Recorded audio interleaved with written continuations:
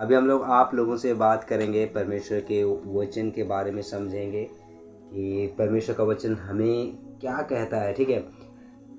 हाँ, मैं आज आप मेरा बेटी है, सो आई एम सॉरी, थोड़ा सा अगर इनके कारण अगर आप लोगों को इसके कारण डिस्टर्ब हो रहा होगा तो माफ़ कीजिए। पर ये प्रभु परमेश्वर में आगे बढ़ रही है ना तुम बेटी। तो मैं एक घटना आप सबों को याद दिलाना चाहूँगा परमेश्वर के पुत्र के बारे में, यीशु मसीह के पुत्र के बारे में। जैसे कि हमने पहले से ही जाना कि वे विचार करना पाप है, हत्या करना पाप है, इत्यादि इत्यादि हमने 10 आज्ञाओं के बारे में सुना है। लेकिन प्रभु यीशु मसीह जब वो आया तो उनको और भी पूरी रीति से उनको क्या कर दिया, पवित्र कर दिया। कैसे? पहले का वचन जो यीशु मसीह के आने से पहले का जो वचन था, जैसे कि मैं आप लोगों से कहना चाहूँगा कि पहली आज्ञा ही को मैं पहले आप लोगों को समझाऊंगा, उसके बाद बाकी का बातें आप लोगों को बताऊंगा। उसमें कहा गया था कि वे विचार ना करना। ठीक है, वे विचार ना करना। ठीक है, वे विचार करना क्या है?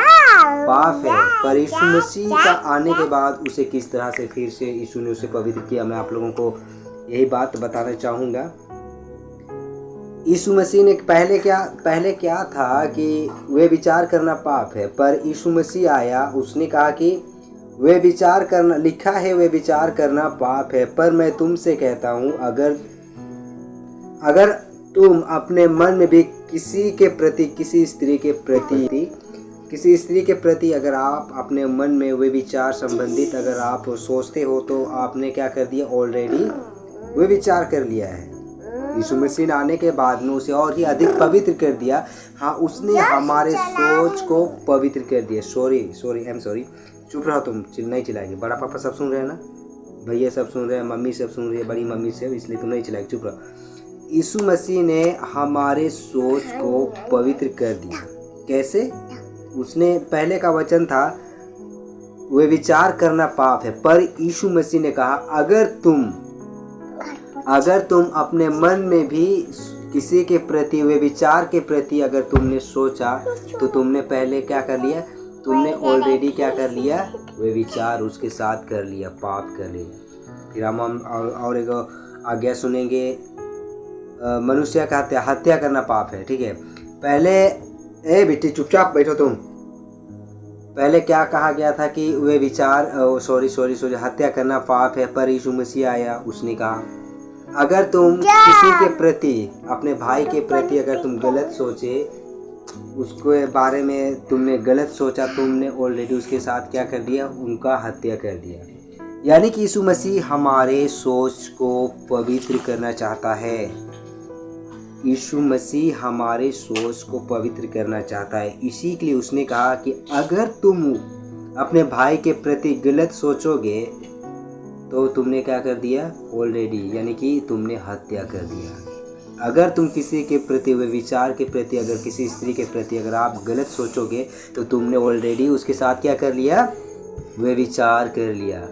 पहले का वचन याद था कि पहले यीशु मसीह का आने से पहले जब यह वचन हमें दिया गया था तो उससे पहले क्या था कि अपना शरीर के साथ करना, एक्शन करना। ठीक है, जैसे कि मैंने इस बच्ची को ऐसे करके मारा, अपना हाथ से मारा। ठीक है, लेकिन मन में सोचना ही क्या हो गया यीशु मसीह आने के बाद में? अगर तुमने वैसे, जैसे कि मैंने इसे मारा और मन में सोचा, पहले मारा, पहले क्या था? इसे मारो, उसके बाद में होता है पाप। लेकिन यीशु मसीह ने क्या किया? आया और उसने कहा ऐसे अगर तुम मन में ऐसे अगर मारते हुए तुम अपना मन में सोचते हो तो तुमने ऑलरेडी क्या कर दिया? उसे मार दिया, उसे ऑलरेडी आपने क्या कर दिया? कत्ल कर दिया, पाप कर दिया। तो यीशु मसीह हमारे सोच और विचार को पवित्र करने आया। और एक बात मैं आप लोगों से कहना चाहूँगा, सबों से, चाहे हो कोई भी धर्म के हो, मेरे लिए सब मसीह में एक है और सबों को मैं मसीह में एक ही समझता हूँ।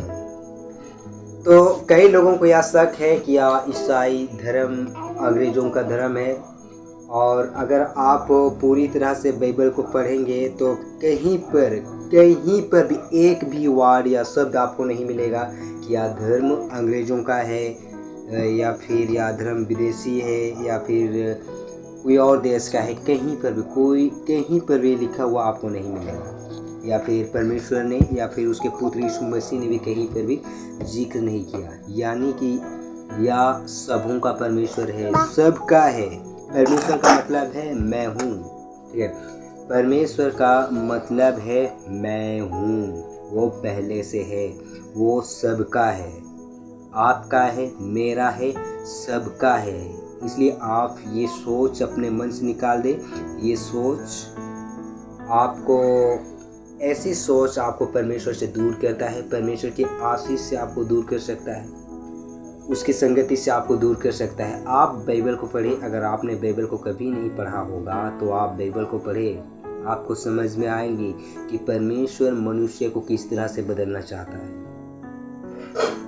परमेश्वर मनुष्य को किस तरह से बदलना चाहता है। अगर आप परमेश्वर के वचन को पूरी तरह से पढ़ेंगे तो आपको समझ में आएंगे।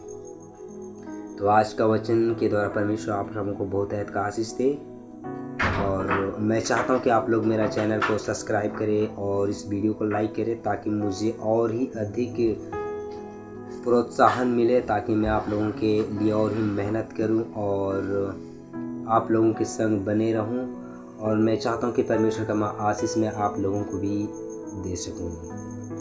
जैसे कि वचन कहता है, बीज बोने वाला बीज बोने निकला, बीज बोने वाला बीज बोने निकला, परंतु उसमें क्या कम है?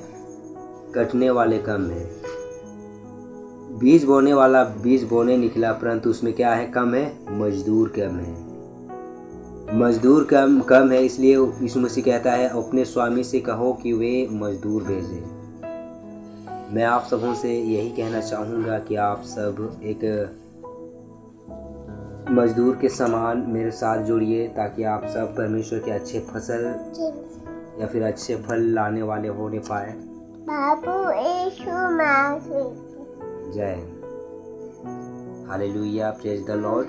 मैं विश्वास करता हूँ कि आप अच्छे फल लाएंगे, क्योंकि वचन कहता है प्रत्येक अच्छा पेड़ अच्छा फल लाता है और निकम्मा पेड़ बुरा फल लाता है। आज के लिए इतना ही। यीशु शायद, जय यीशु, हालेलुया, आमीन आमीन आमीन।